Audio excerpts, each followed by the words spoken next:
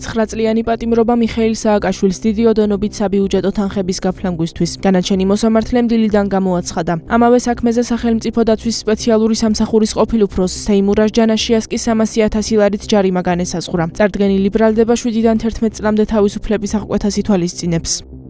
ტაილანდში 2 დღის სასტუმროს მომსახურება საქართველოს ბიუჯეტს დაუჭდა 60.000 ლარზე მეტი. სინგაპურში 2 დღის სასტუმროს მომსახურება საქართველოს ბიუჯეტს დაუჭდა 40.000 ლარზე მეტი. ლაკპიზის ერთ-ერთი კერძო კომპანიიდან დაქირავებულია იახტა და იახტით მომსახურება საქართველოს ბიუჯეტს დაუჭდა 25.000 ლარზე მეტი. მიხეილ სააკაშვილის ოჯახის წევრებისა და ნათესავების მომსახურებაზე გაწეული ხარჯის სამსახური დოკუმენტაცია. მე გავგულისხმობ მხოლოდ მეუღლესა და შვილებს, რომლებზედაც მილიონზე მეტი ლარია დახარჯული საქართველოს ბიუჯეტიდან, მაგრამ მე ვგულისხმობ ამ შემთხვევაში მაგალითად დედას, ბებიას, ბიძას და ასე შემდეგ, რომელთა მომსახურებაზე, მაგალითად, მათთვის ავიაბილეთების შეძენა, მათი სასტუმროს მომსახურება, რომელიც საქართველოს ბიუჯეტს დაუჭდა რამდენიმე 10.000 ლარი. ისეთ პირად სტუმრებს, როგორც იყვნენ მაგალითად ნატალია ბუსავა, ქრისტინა ბუსავა, ქსენია უსროვა და ასე შემდეგ მრავლად იყვნენ. მათი საქართველოში ჩამოყვანის, მათი სასტუმრო მომსახურების, მათი სასტუმროში ამ მომსახურებისათვის დაღებული ხარჯიც კი საქართველოს ბიუჯეტმა ანასხაურა. შემდეგ მათთვის საჩუქრების შეძენისა და ძვირფასი სამკაულების შეძენისთვის დაღებული ხარჯით საქართველოს ბიუჯეტიდან საქართველოს ბიუჯეტს დაუჭდა რამდენიმე 10.000 ლარი. არც ეს ხარჯი არ არის ქვეყნის ინტერესების შესაბამისად დაღებული ხარჯი. თეიმურაზ ჯანაშიასთან მიმართებით მინდა აღვნიშნო, რომ საქმის მასალებით არ გინდება, რომ მან უშუალოდ გახარჯა საბიუჯეტო თანხები. მას არც პირადად და არც მიხეილ სააკაშვილთან ერთად არ მოუხდენია აღნიშნული საბიუჯეტო თანხების ხარჯვა.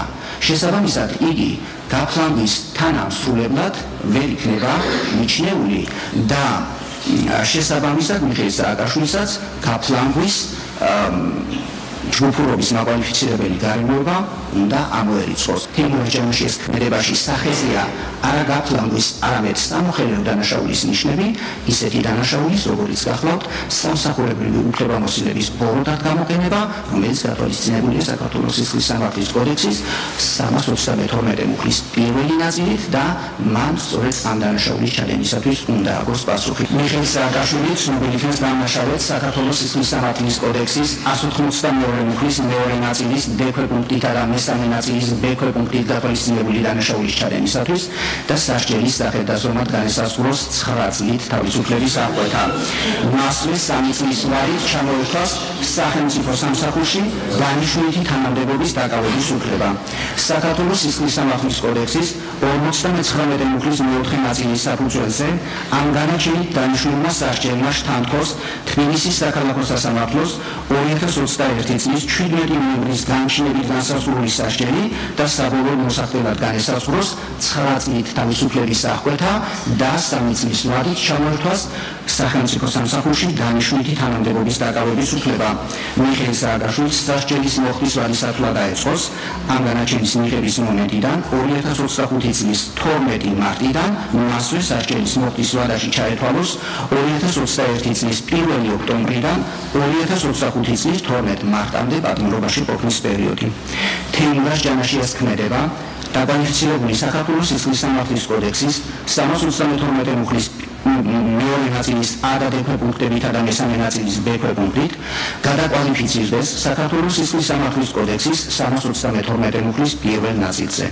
თეიმურაზ ჯანაშია ცნობილი იქნეს დამნაშავედ საქართველოს სისხლის სამართლის კოდექსის 332 მუხლის პირველი ნაწილით გათვალისწინებული დანაშაულის ჩადენისათვის და სასჯელის სახელდასრომად განესაზღვროს ჯარიმა 300.000 ლარის ოდენობით. როგორც ვარაუდობდით, პოლიტიკური შეკვეთა გაფორმდა და შედგა და ეს არის ქართული ოცნების მესიჯი, რომ ვიდრე ხელისუფლებაში არიან მიხეილ სააკაშვილი დღის სინათლე არ უნდა ნახოს და ის უნდა იყოს პოლიტიკურ ტყვეობაში. დღეს ჩვენ ეს მოვისმინეთ და ეს არ არის პოლიტიკური შეფასება, იმიტომ რომ როცა ჩვენ სასამართლოს უსმენთ და მოყავს არგუმენტები თუ რატომ მიიღო ეს გადაწყვეტილება, სასამართლო საუბრობს საქმის მაქსიმუმ 10%-ზე და საქმის 90%-თან დაკავშირებით ჩვენ გამარტება არ მოგვისმენია თემო ჯანაშიასთვის რაიმე ტიპის დანაშაულებრივი შეფასება, რაიმე ტიპის კვალიფიკაციის მიცემა, ეს არის უკანონო გადაწყვეტილება. ბრალდებულმა მიხეილ სააკაშვილმა გაფლანგა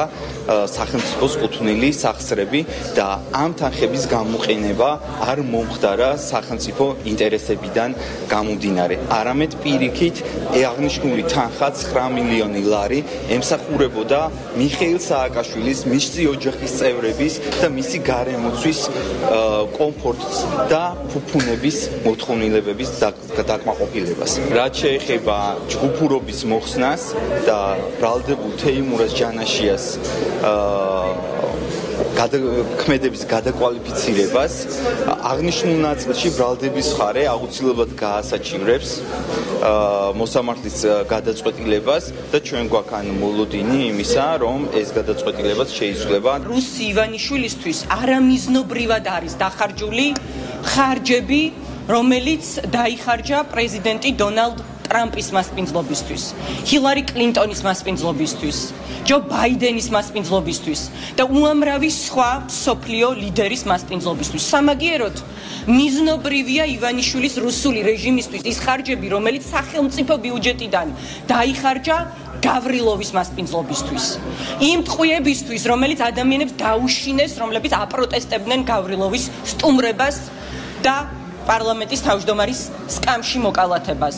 სამაგიეროდ ივანიშვილის რუსული რეჟიმისთვის მიზნობრივია ის საბიუჯეტო სახსრები, რომელიც დაიხარჯა პოზნერის, პუტინის პროპაგანდისტის მასპინძლობისთვის. ეს კიდევ ერთხელ ადასტურებს ივანიშვილის რეალურ სახეს.